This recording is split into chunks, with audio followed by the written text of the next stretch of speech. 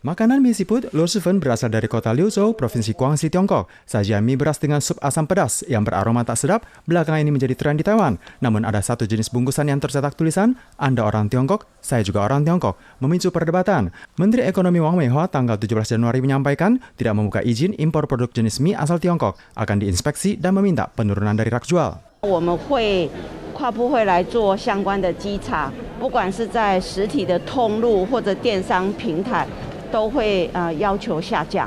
Selain itu, ada produk mie instan impor Shin rasa tofu kimchi asal Korea, juga favorit masyarakat. Tinggal menuangkan air panas dan diamkan beberapa menit, sudah siap menjadi makanan selingan atau utama. Namun hasil tes FDA menunjukkan, jika dalam bungkusan bumbu terdapat residu pestisida, etilena oksida, total 1000 kardus, berat 1128 kg, semuanya dikembalikan atau dimusnahkan.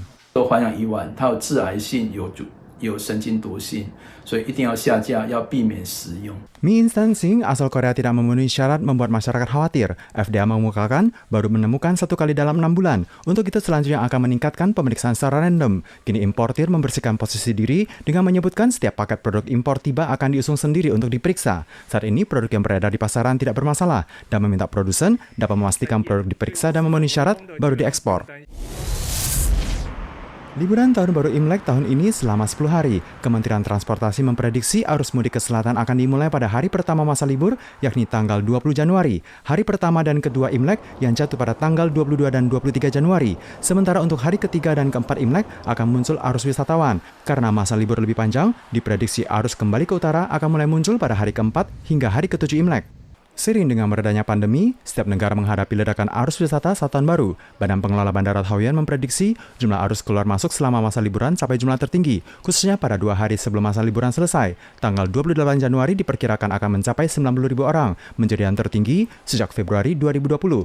Tahun ini, Bandara Taoyuan juga kembali kepada target jumlah pelancong tahunan sebesar 20 juta orang.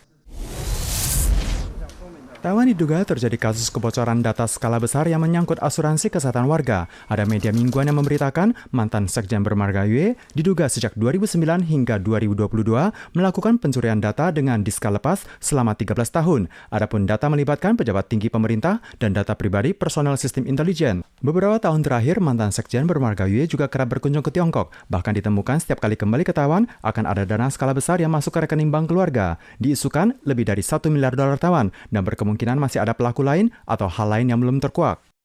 Kantor Urusan Etik NHI menyampaikan sistem manajemen krisis telah dioperasikan sebegitu kasus tersiar. Terduga pelaku dinonaktifkan dari jabatan, menutup hak batas penyelidikan, dan membentuk tim khusus untuk melakukan penyelidikan administrasi internal, termasuk sistem dan pemeriksaan mekanisme internal. Selain itu juga menginventarisasikan hak batas pencarian yang dimiliki oleh masing-masing karyawan dalam NHI. Menata ulang cakupan otorisasi, jika ditemukan pelanggaran, akan ditindak sesuai hukum.